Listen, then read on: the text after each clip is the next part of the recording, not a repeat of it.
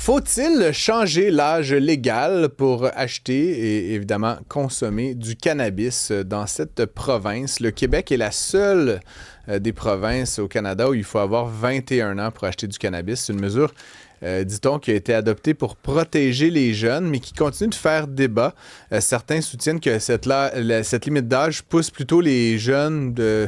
je sais pas à quel âge on commence à fumer, hein, Florence, on a-tu des chiffres là-dessus? Mais mettons les jeunes de 18 à 21 ans vers le marché noir où les produits sont non réglementés, parfois plus puissants, parfois carrément frauduleux. Faut-il abaisser l'âge légal à 18 ans comme ailleurs au pays ou maintenir le statu quo pour protéger les jeunes adultes? J'en parle avec Daniel Blackburn, qui est l'ancien chef du Bloc Pot. Bonjour, Monsieur Blackburn.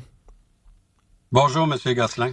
Merci d'être avec nous. Dites-moi, pourquoi le Québec est-il la seule province à avoir fixé l'âge légal à 21 ans? Est-ce que c'est une mesure qui atteint des objectifs particuliers? Pourquoi ça serait au gouvernement de la CAQ à répondre pourquoi ils ont modifié la loi à leur entrée en poste, parce que les libéraux, au moment de la légalisation, avaient décidé que c'était comme l'alcool, la cigarette ou le vapotage, c'était 18 ans.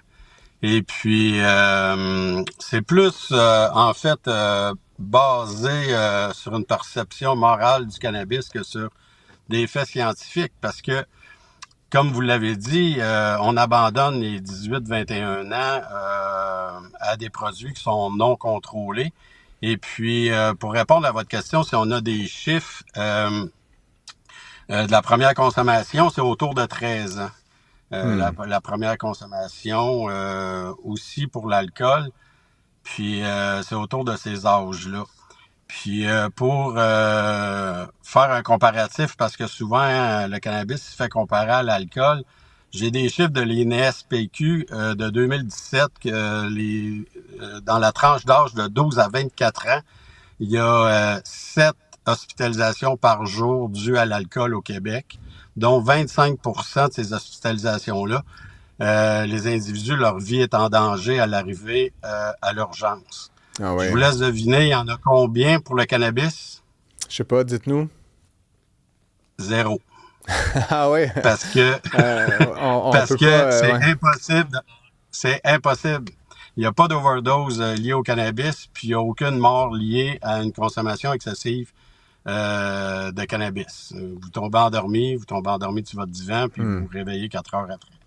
Fait que Ouais, c'est on a des données, puis encore une fois, on vient de m'en envoyer quelques-unes, mais c'est pas un peu paradoxal qu'un jeune de 18 ans au Québec puisse voter, signer un contrat, acheter une maison, s'enrôler dans les forces armées, acheter la quantité d'alcool infinie qu'il veut à la Société des alcools du Québec, mais le cannabis, ça vraiment, là, vous vous dites que c'est un jugement moral, mais à quelque part, c'est une forme d'absurdité quand même qu'on a instaurée avec cette loi-là. Comment vous expliquez ça? Je veux dire, il doit y avoir quand même un peu de logique derrière tout ça, non? de notre côté, avec les données qu'on a, il y en a pas de logique. Parce que vous venez de sortir tous les arguments qu'on utilise. Si tu as le droit de posséder une arme à feu, tu as le droit de conduire à 16 ans, tu Ouais. as le droit. Tu sais, fait que c'est pour ça que je dis, même 8 ans après la légalisation, il y a encore énormément de stigmatisation qui est liée au cannabis, comparativement à l'alcool. Il y a de la pub à télé avec de l'alcool. Vous prenez une game de hockey, il y a une section de fans Molson X, que tu as des bières à baie pour aller avec tes enfants. Puis quand ils ont un but, ils se font vider la bière de sa tête. Puis c'est pas grave. Fait qu'il y a vraiment une stigmatisation qui est liée à la consommation de cannabis versus la consommation d'alcool. Ça, c'est clair, puis on le voit très clairement, juste avec les SQDC et les SAQ, c'est géré par la même entité, c'est public. Puis moi, je peux aller à la SAQ avec mon fils de 7 ans dans le panier puis remplir ça de Jack Daniels. Puis à la SQDC, ben je peux pas aller m'acheter rien parce que je peux pas rentrer à SQDC avec lui pour Ouais. fait que la stigmatisation est tenace. Dans la population, c'est beaucoup plus accepté, mais au niveau de la santé publique, au niveau du gouvernement de la CAQ, ils ont été beaucoup plus avec une perception morale qu'avec... parce que la santé publique était pour que ça soit 18 ans. Ils ont fait des recommandations pour que ça soit 18 ans. Jean-Sébastien Fallu, qui est un chercheur renommé de l'Université de Montréal, est allé présenter un mémoire qui disait que il fallait que ça soit 18 ans. Puis... mais ils sont allés de façon morale en mettant ça en 21 ans, en disant que ça va retarder la première consommation, ce qui est totalement ce qui est totalement faux. On a un auditeur, Kevin, qui est avec nous au téléphone. Bonjour, Kevin. Bonjour. Qu'est-ce que tu penses de cette manière d'encadrer la consommation de cannabis au Québec?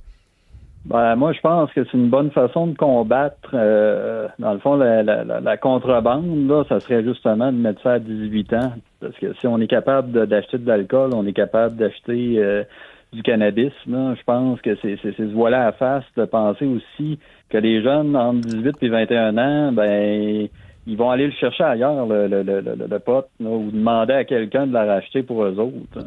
Est-ce que ça risque pas, justement, puis je fais juste l'avocat du diable, mais en rendant ça un peu plus difficile, est-ce qu'il n'y a pas quelques pourcentages de moins de consommation? Est-ce qu'il n'y a pas des bienfaits à ça, selon toi?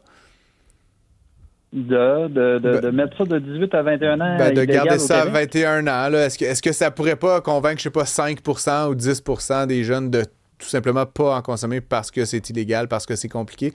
Est-ce que tu penses pas que ça a peut-être des bienfaits? C'est ce que avancent certains des tenants de garder la limite à 21 ans. Je pense pas. Honnêtement, là, les personnes qui vont vouloir fumer du cannabis, ils vont en trouver. Là, je sais pas où ce que les chiffres sont aussi de dire que le jeune, mettons exemple de 19 ans, va dire là, je suis pas capable d'en trouver légalement, fait que j'en fumerai juste pas. Je sais pas. En tout cas, les derniers chiffres de l'Institut de la statistique du Québec, là, c'est quand même assez frappant. À 15 ans, là, à 15 ans, il y avait quelque chose comme 20% des jeunes qui avaient déjà fumé du pot. Puis à 17 ans, même pas 18, là, à 17 ans, c'était 40% des jeunes qui avaient déjà expérimenté avec le cannabis. Donc, c'est quand même un peu particulier, effectivement, qu'on garde ça aussi tardivement. Merci beaucoup, Kevin, d'avoir appelé. Oui. Merci d'être à l'écoute également. Je me retourne vers vous, Daniel Blackburn. Ça reste que la santé publique fait valoir le point que le cannabis, le pot, ça l'affecte le développement du cerveau. Puis bon, à la limite, on serait mieux de ne pas en consommer pantoute, puis on serait mieux de repousser ça. L'idéal, ce serait 25 ans, là, parce que le cerveau, apparemment, se développe jusqu'à 25 ans. Êtes-vous sensible à ces arguments-là quand même? Je veux dire, on veut pas faire de mal à personne. Ceux qui arrivent avec cet argument-là que de protéger et en mettre ça à 25 ans pour le cannabis, il faudrait qu'ils soient cohérents avec tous les produits qui sont contrôlés et puis donc de revoir la loi sur l'alcool, la cigarette et le vapotage et de mettre ça aussi à 25 ans.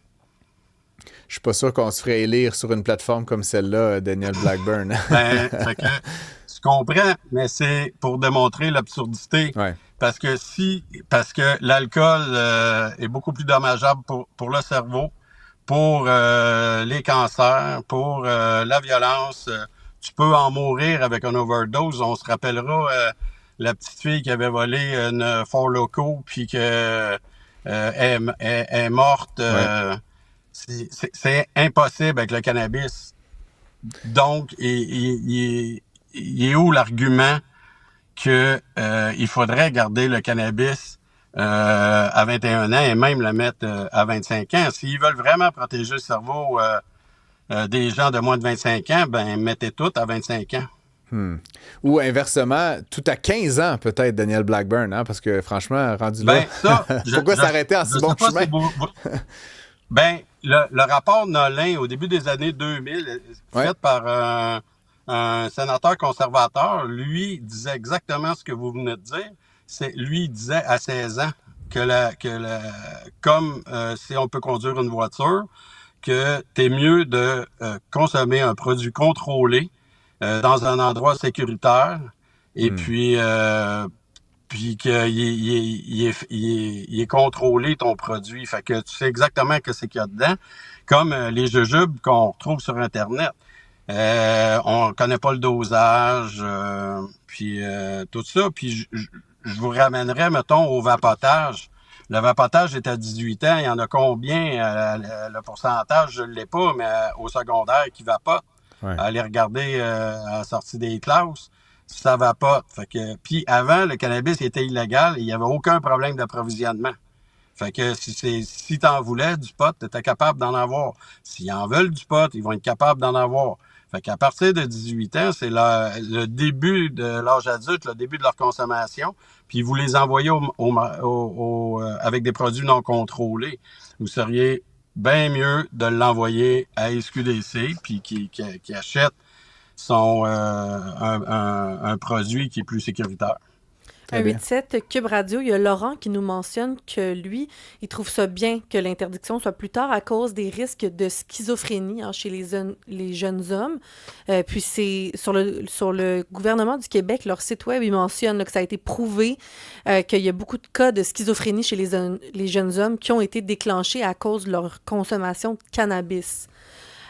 Donc, c'est sûr les chiffres qu'on a, c'est ça peut, dans certains cas, puis il faut que tu aies une prédisposition à ça, c'est que ça peut le déclencher 3 ans avant.